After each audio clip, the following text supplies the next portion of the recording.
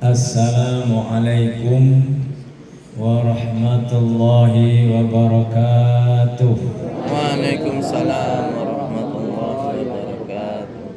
Alhamdulillahi wa atakum min kulli ma sa'altum wa in ta'uddu ni'matallahi la tuhsuha innal insana la zalumun kafar. Amma ba'd.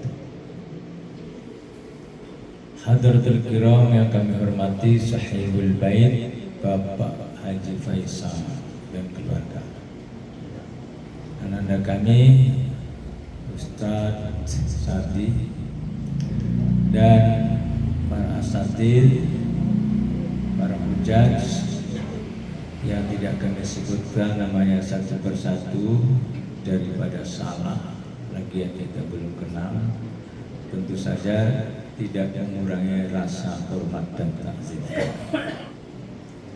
Bersyukur kehadirat Allah Subhanahu wa taala, kita semua pada hari ini masih diberikan kenikmatan yang tinggi. Karena kenikmatan yang tinggi itu ada tiga yang tertinggi, walaupun jutaan kenikmatan yang Allah berikan kepada kita. Tertinggi yakni iman yang seringkali dilupakan. Kadang orang walaupun mungkin duit dikit, tapi sebetulnya kalau dikasih iman itu nikmat yang tinggi. Yang kedua yang masih kita rasakan sekarang yakni sehat. Yang ketiga, ada yang tahu? Aman. Aman nikmat gak? Nikmat. Coba kalau nggak aman, walaupun banyak duit kayak orang di Palestina, masya Allah, kan? Makanya kita banyak duit aman lebih nikmat lagi daripada aman nggak punya duit. Bapak dan Ibu yang dirahmati Allah Subhanahu wa taala, tentu saja numpang kenal siapa gerangan dari mana, maka saya kenalan dulu. Abang tak kenal, abang tak saya. Ada yang tanya, konon katanya dari selatan ya. Nama saya Ahmad Syafaat, mungkin agak sedikit dengar tadi diungkapkan. Anak 3, penting itu. Istri 2. Nebak aja bapaknya. Mancing apa nebak? Pagi-pagi. Istri alhamdulillah ya. Berapa? 3. Alhamdulillah baru 1. Oh, baru. Kalau soal ke depan tidak ada yang tahu selain Allah. Tapi kata teman saya, jangan cari masalah. Satu aja banyak masalah, nambah lagi. Saya asli dari Jawa Tengah, tinggal di Ciganjur, Jakarta Selatan. Ada yang pernah lewat? Silahkan mampir tempat saya, Jalan Warung Silah. Kalau ibu bapak lihat rumah yang besar, mobil banyak, ada dijaga banyak keamanan, silahkan masuk. Alhamdulillah, itu rumahnya Gus Dur. Sungguh benar, saya sampingnya dikit masuk gang kecil bersama anak-anak yatim di situ. Kalau nggak tanya Ustaz Sardi, nggak bohong saya masa Ustaz bohong. Yang rumah gede itu benar rumahnya Gus Dur. Bapak dan Ibu yang dirahmati Allah Subhanahu wa taala, pagi-pagi enaknya apa ini? Enaknya itu udah ada, takjil sudah ada, nikmat. Tapi selain itu, itulah umat Islam.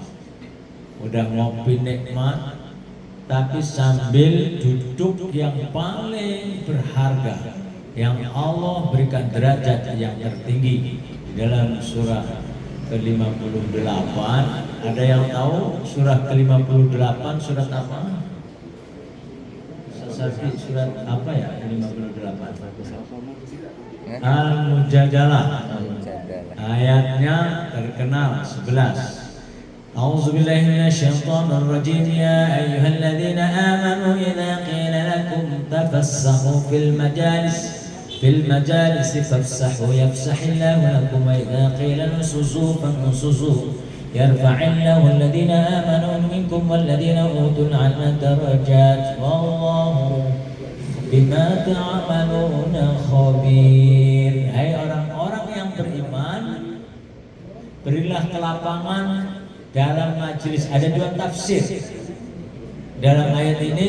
Sebagian ulama mengatakan berilah kelapangan dalam majelis itu dulu Rasulullah padat itu orang yang pada ngaji itu nggak kayak gini, ini mah longgar.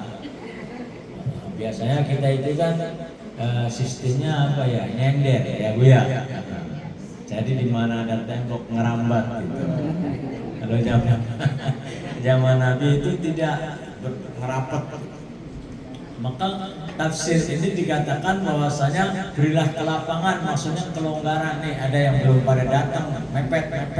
Sebagian tafsir demikian. Tapi sebagian tafsir yang lain mengatakan ulama bahwasanya berilah kalian dalam lapang dalam majelis, beri waktu. Orang ke 1 minggu dalam 1 bulan ngajinya cuma 1 jam. Ya berilah waktu lah, kelonggaran. Ini aja baru berapa suaranya, nanti mau ini nak kondangan, nak arisan, semua dipikirin urusan dunia. Berilah kelapangan waktu, jangan pikirin apa-apa. Ini adalah akan lebih baik. Barang siapa yang ngaji duduk dalam majelis dalam 1 jam, maka akan lebih baik dibanding sholat 1000 rakaat, sholat sunnah dalam 1 malam, tempur sampai lecet. Tuh, 1000 rakaat ini akan lebih afdal, lebih utama.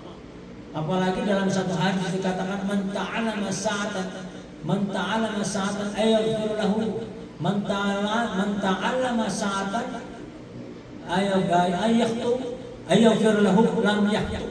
Barang siapa yang dia itu menjalankan majelis taklim, walaupun itu sesaat, akan diampuni dosanya sebelum melangkahkan kaki. Ada yang mau melangkahkan kaki kan udah diampun terus balik lagi. Ini kadang-kadang politik juga. Yang penting kan udah diampuni harus balik lagi. Ini kadang-kadang orang kita sampai. Barang siapa yang pergi ke majelis taklim sebelum melangkahkan kaki, diampuni dosa-dosanya. Sebelum melangkahkan kaki, udah melangkah sampai jalan, kemudian balik lagi. Lah kenapa? Ya kan saya sudah diampuni. Orang kita memang pintar, itu namanya politik. Inilah yang afdal, utama, keuntungan bagi kita semuanya. Umat Islam itu luar biasa mendapatkan ampunan luar biasa dari Allah, begitu luasnya ampunan Allah. Allah yang Maha Ghafur dibanding semua yang Maha Ghafur. Tidak ada ampunan semurah Allah Subhanahu wa taala. Sekalipun itu ada 2 dosa yang paling berbahaya tidak akan mendapatkan ampunan sekalipun didoakan oleh Nabi. Itu. Dan juga tidak akan mendapatkan ampunan sekalipun anaknya Nabi. Siapa yang orang meninggal dunia nggak dapat ampun? Anaknya Nabi. Ada yang tahu? Nabi Ibrahim. Wa ma kana istighfar Ibrahim li abihi illa an mau'idatin wa'adahiyah.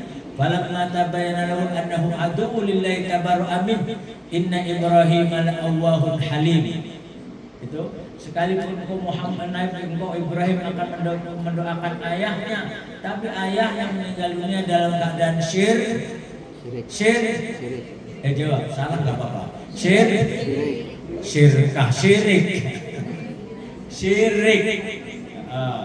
Karena ketika Nabi Ibrahim dulu diusir sama ayahnya, jangan mengira kita itu kalau memandang Nabi itu nikmat, senang, bahagia.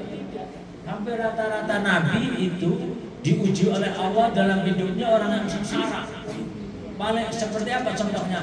Hampir rata-rata para Nabi itu menjadi profesi tukang bangun. Apa tukang bangun? Ada yang tahu tukang bangun? Penggembala. Coba derajat dan pangkat apa yang lebih rendah dari tukang bangun? Paling rendah. Tapi itulah artinya Nabi digembleng oleh Allah melakukan suatu perjalanan hidup yang pahit.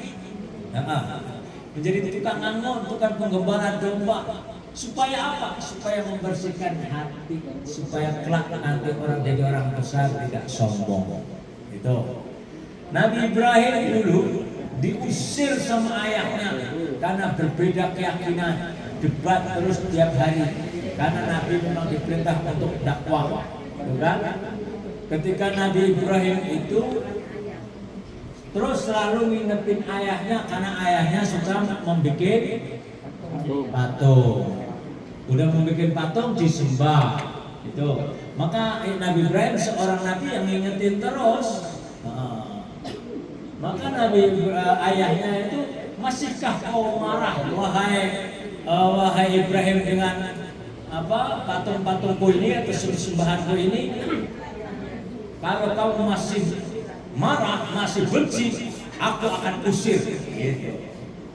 Maka Nabi Ibrahim ketika diusir, Nabi Ibrahim berdoa dan mengucap, qala salamun alaik sa'astaghfirulaka rabbi innahu kana bi hafiya. Qala salamun alaik. Orang tua biarpun marah, orang tua biarpun benci sama anaknya, anak tidak boleh ikut kepancing marah. Tetap anak itu harus memaafkannya. Contohnya Nabi Ibrahim. Kalau tetap ini menjadi anak sama sebaliknya, anak yang bandel, orang tua nggak boleh kepancing marah. Hilang-hilangan telur satu, emangnya ibunya telur apa? Jadi jangan kepancing marah orang tuanya terhadap anaknya, tetap harus memaafkannya. Nabi Ibrahim tetap memaafkan. Wassalamun alaikum astaghfirulaka rabbi. Nah ini Nabi Ibrahim tetap bercita-cita akan mendoakan ayahnya apabila ayahnya beriman, karena ayahnya masih belum beriman. Tadi disebut wa maka istighfar dalam surah At-Taubah surah ke-9 ayat 114. Nabi Ibrahim ketika ayahnya meninggal, kata Allah, kamu nggak bisa lagi doain ayahnya karena ayahnya meninggal dunia dalam keadaan syirik. Ada dua nih yang bahaya. Ada. Kalau nggak melalui tobat, satu syirik, dua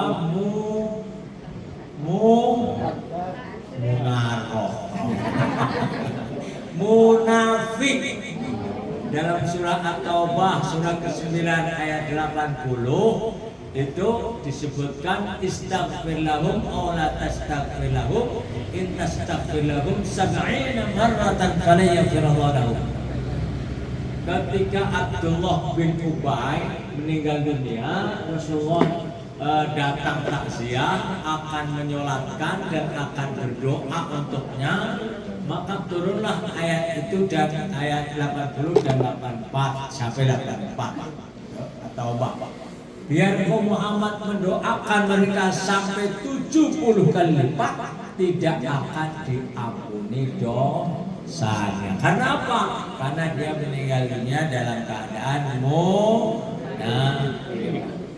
Maka jangan ada munafik di antara kita.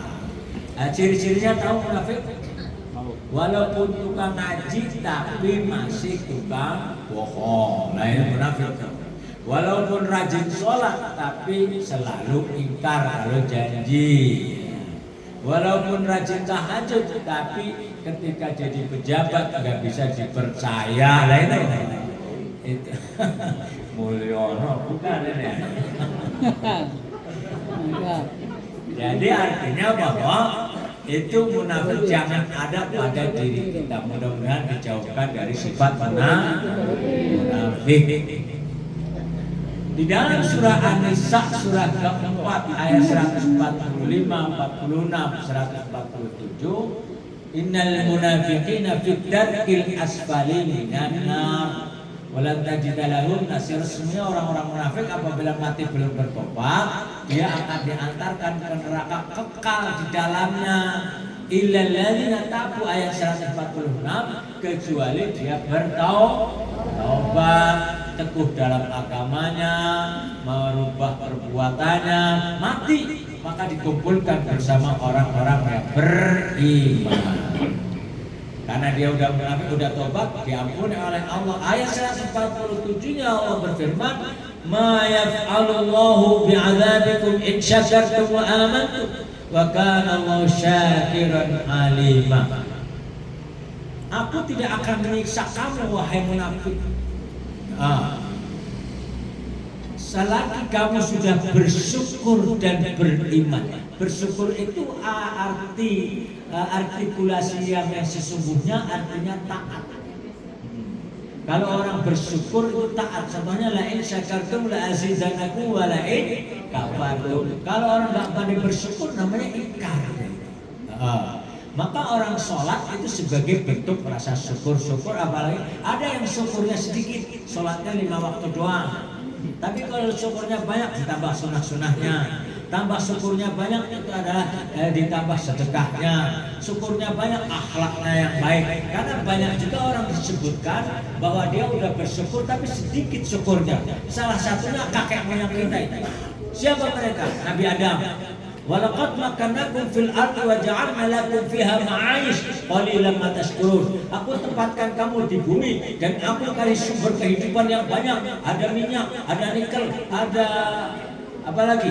Ada emas, ada banyak sumber kehidupan, ada perkebunan, tapi kamu sedikit syukurnya. Udah dikasih sumber kehidupan yang banyak, seperti kayak Indonesia ini. Hati-hati kalau orang Indonesia kurang bersyukur, ngeluh terus, nanti namanya qalilan ma tashkurun. Indonesia itu kan kalau menurut negara lain di Timur Tengah, baladul jannah, negara surga. Soal masyarakatnya masih pada susah karena susah pengelolaannya. Itu kan dikatakan oleh para dalam zaman dulu itu sudah jelas. Negara Indonesia adalah negara baldatun thayyibatun wa rabbun ghafur. Panjang kunjung pasir makrifah jinawi toto harjo panjang sawana luhur kawan bawane kulus tan sarone nanti pasan pembusan ketinggian yang esok tan ono dengan sana sulit bodoh kulit kanangi diiwi dewe itu kan menyebutkan bahwa negara Indonesia negara subur makmur makrifah roji. Pesannya Sunan Kalijaga masih ingat. Ini bahasa Jerman.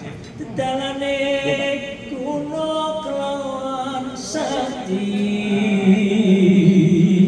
kudu andap asmo waningana luhur wakaasane.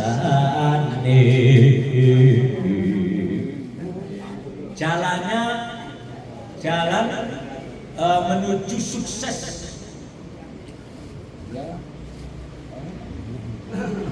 Dedalane gunung lawan sakti kita itu orang yang sakti. Seperti apa orang sakti itu? Dua hal.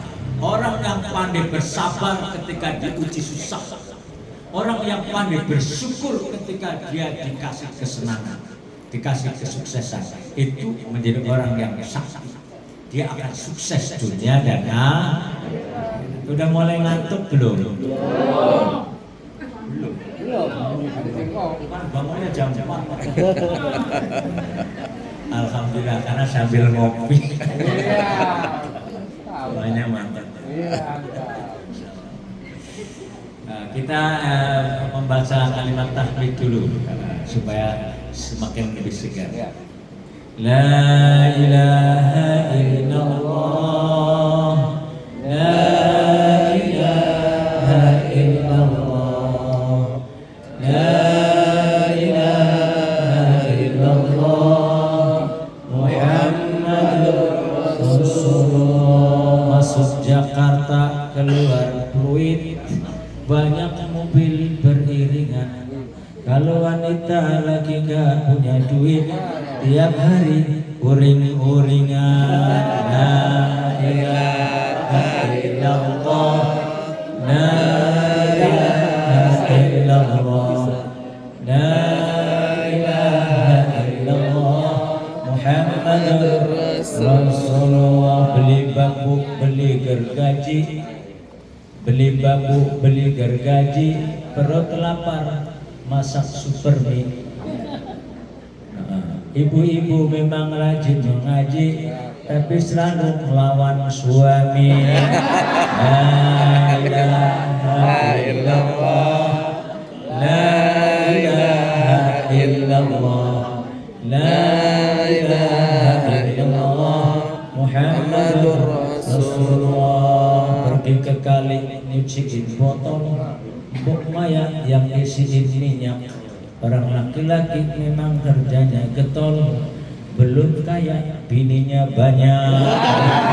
La ilaha illallah, la ilaha illallah, la ilaha illallah, Muhammadur Rasulullah. Gerah-gerah nyalain kipas sambil makan pepesan botok.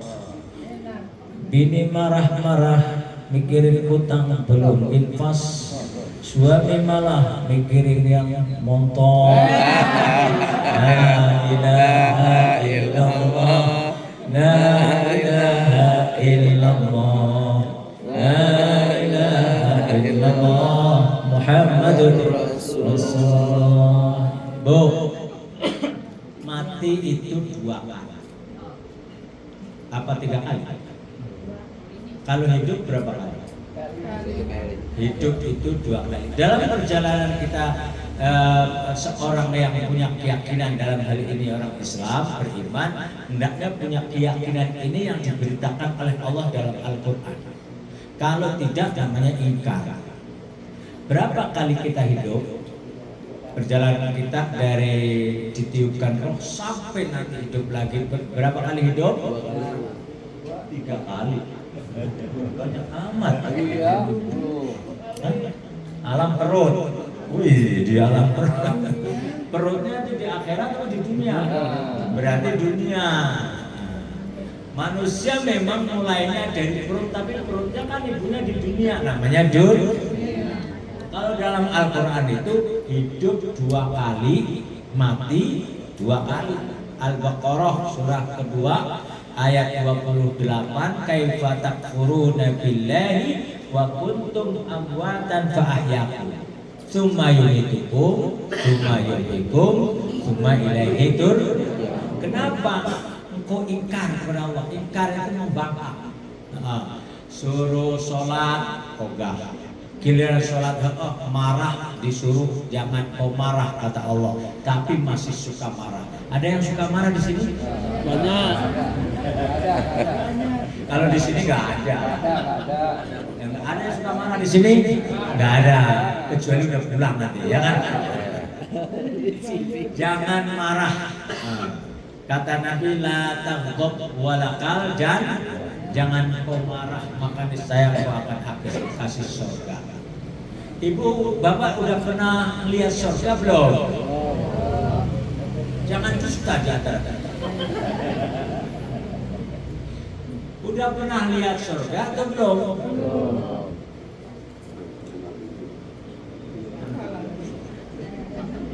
Udah pernah di surga atau belum? Jangan dusta.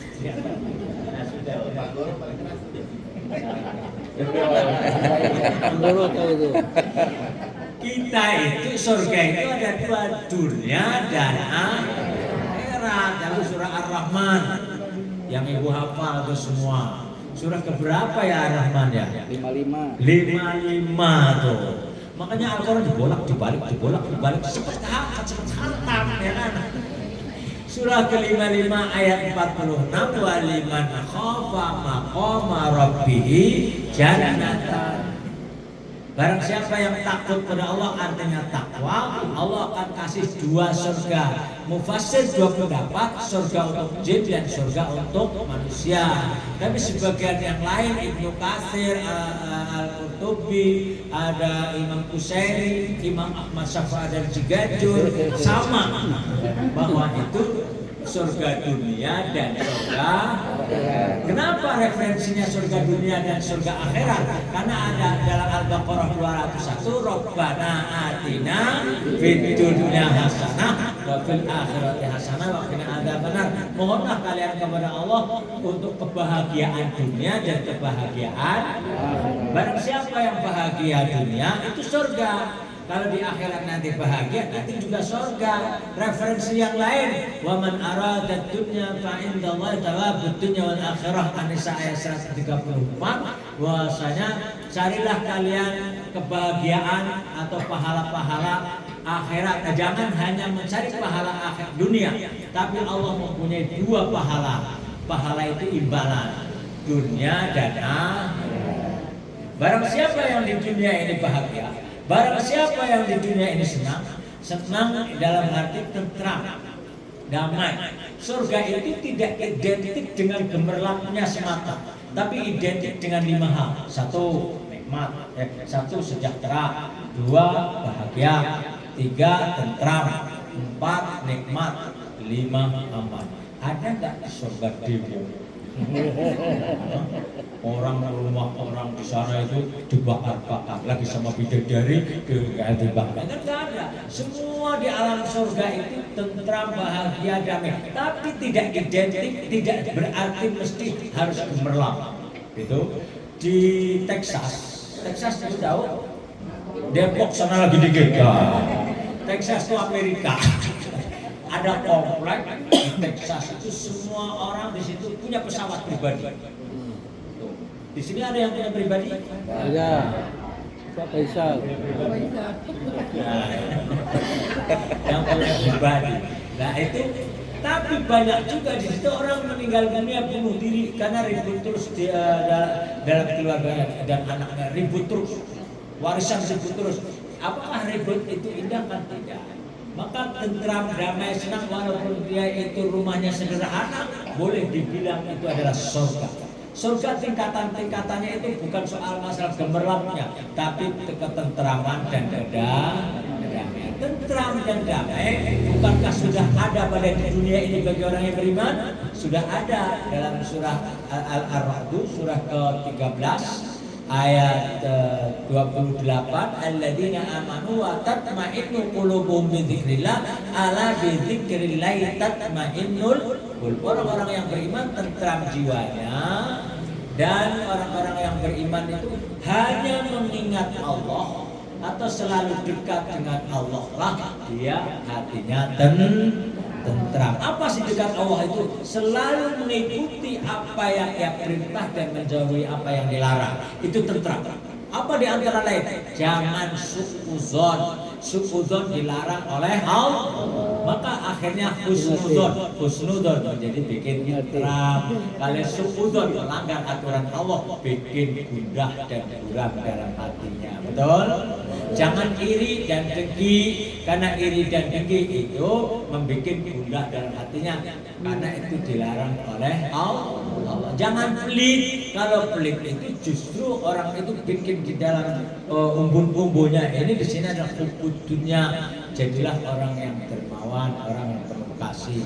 Karena orang pelit itu ibarat seperti filosofi jembatan kaca. Pernah lihat di Cina jembatan kaca? Udah pernah lihat? Jembatan kaca yang di atas itu. Udah pernah lihat? Belum pernah lihat? Udah di TV. Lihat itu biasanya. Udah di TV. TikTok. Lihatnya di mana? Tuh Bapak. Jembatan kaca itu yang tinggi itu kan nyata orang lewat itu rame-rame. Aman, nggak pecah, nggak ambruk, nggak roboh. Tapi kita mau lewat, ngeri juga ada orang lewat. Itu namanya fobia. Fobia ketinggian atau fobia karena dia melihat. Ada fobia miskin. Orang karena saking takutnya miskin menjadi pelit.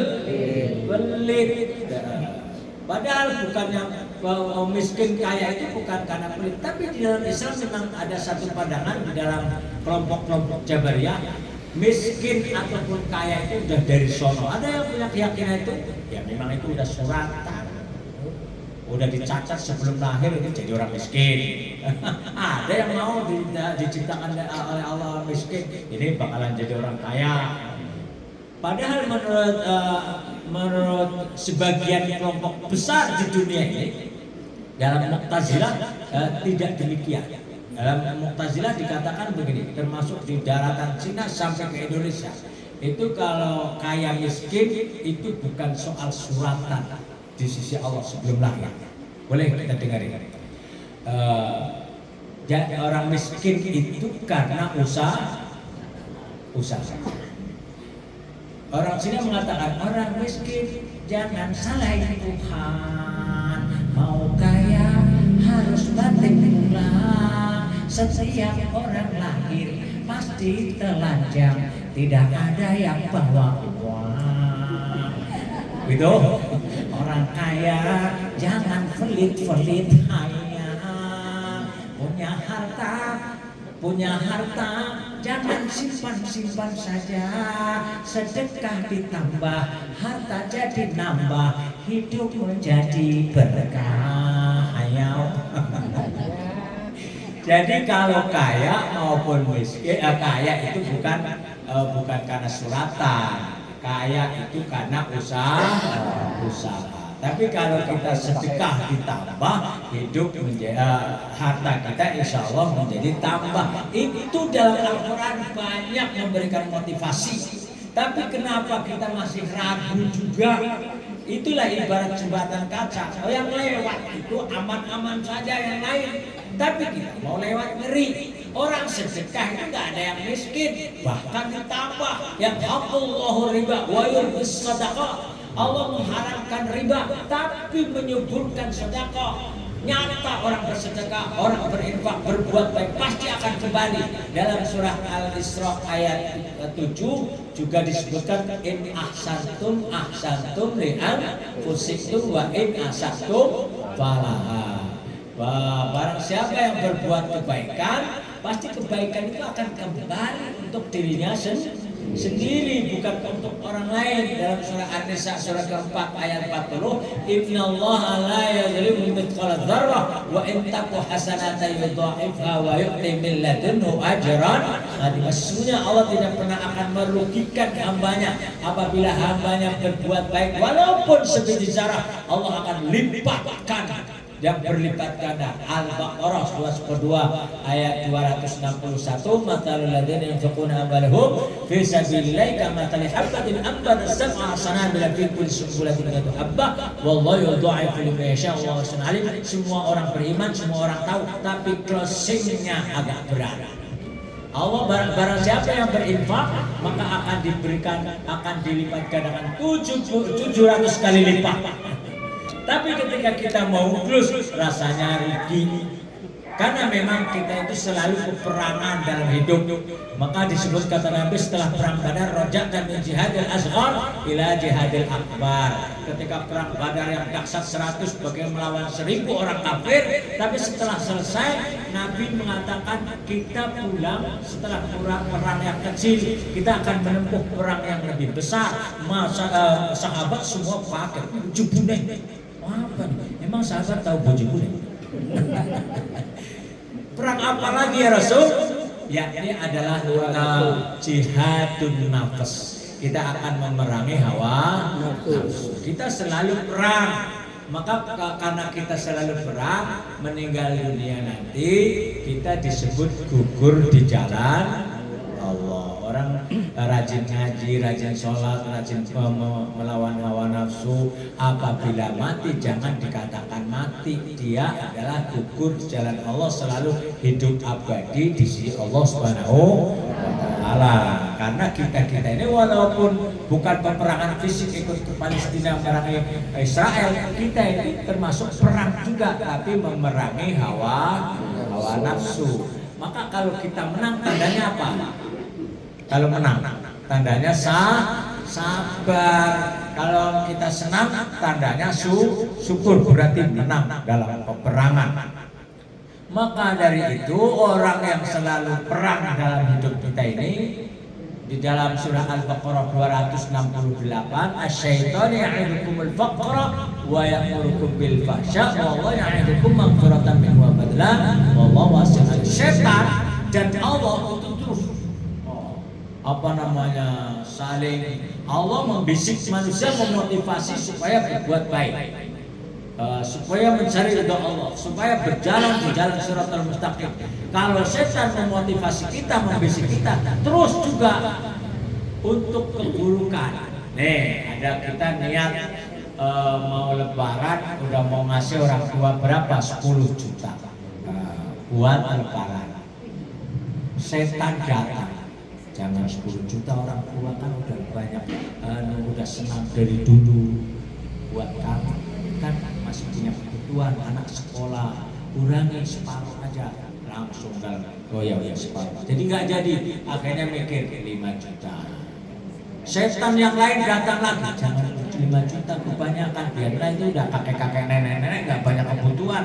Yang penting kamu kan cucu, dan untuk keperluan kamu juga nanti zolimun nafsi kamu itu kalau sedekah kebanyakan, akhirnya ujung-ujungnya 100 saja. Ini kan setan terus memerang niat baik sebelum Anda, closingnya flat, itu kan.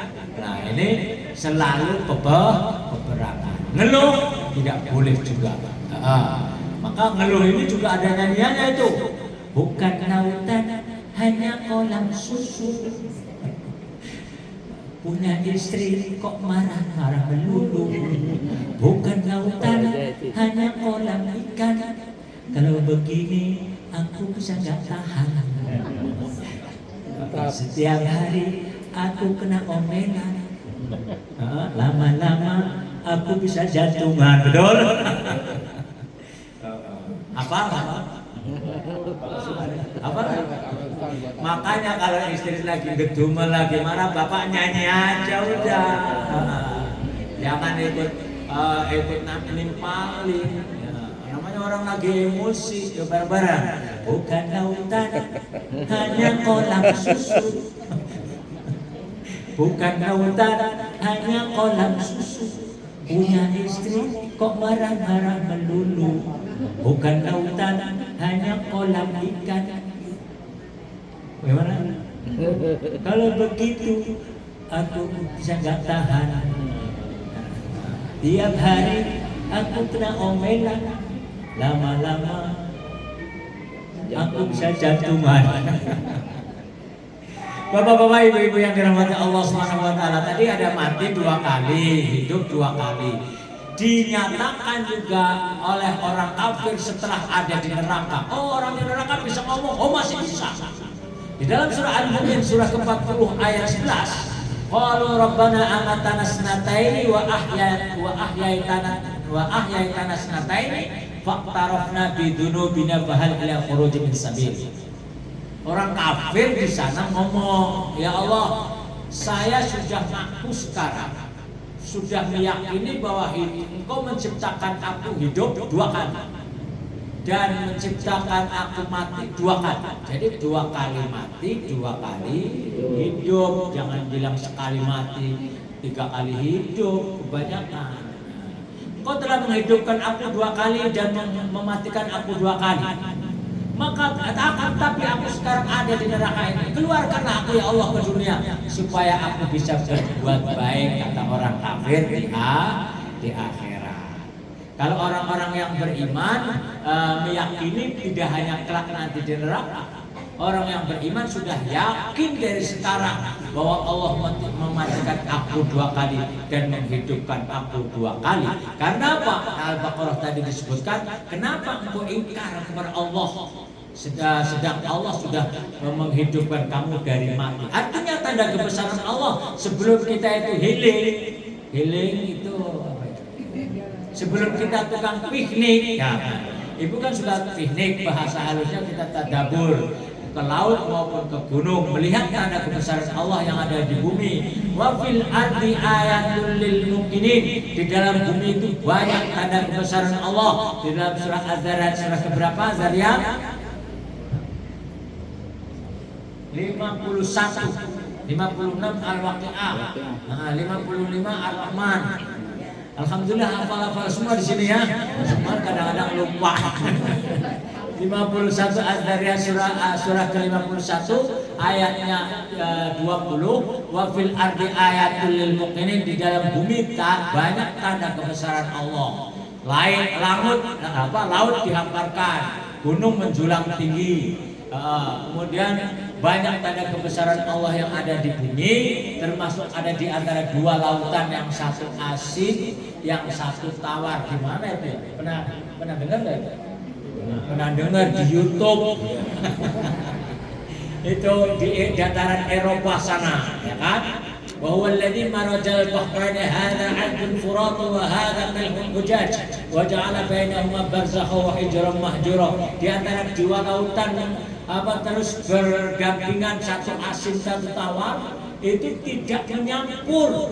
Disebutkan dalam surah Al-Furqan surah ke-25 ayat 53 bahwasanya Allah yang Maha Agung, Maha Adil memberikan tanda kebesaran Allah yang ada di muka bumi ini. Sebelum melihat itu, sebelum melihat Ka'bah, tapi kita lihat bagaimana sunnah Allah telah menghidupkan kita dari mati. Berarti Allah Maha Besar dan Maha Kuasa dan Maha Agung. Selain itu juga kita melihat yang ada tanda kebesaran pada dirinya. Wa fi anfusikum afala tubsirun. Apakah kalian tidak memperhatikan apa yang ada kebesaran Allah yang ada pada dirinya? Kita punya mata, kita punya telinga, makanya manfaatkan untuk sebelum dicabut kenikmatan itu. Karena banyak juga orang mendapatkan kenikmatan, walaupun dicabut kenikmatan, ada 7 kenikmatan. Kenapa 7 kenikmatan? Allah suka dengan angka 7. Allah menciptakan langit 7, menciptakan hari 7, untuk perintah tawaf 7 putaran, untuk sa'i 7 kali, untuk melempar jumroh 7 butir, 7 butir, satu lemparan jumroh 7 kali 3 berarti 21. Maka Allah mencabut kenikmatan kita juga 7B namanya. Makanya suka ada orang suka doa selamatan untuk orang meninggal, suka ada yang 7 hari. Lalu selamatan untuk anaknya lagi mengandung 7 bulan, 7 terus, 7B. Mudah-mudahan nggak ada di sini 7B. B pertama, kalau rambut rontok namanya bot. Kalau baca udah kagak jelas namanya B buram. Kalau ngobrol sama bini udah kagak nyambung namanya B bolot. B yang ketiga botak, buram, bolot. Yang keempat, kalau ibu dulu suka jalan lari-lari itu jalan lari. Tapi sekarang karena dicabut kenikmatan jadi ngap-ngap namanya bego.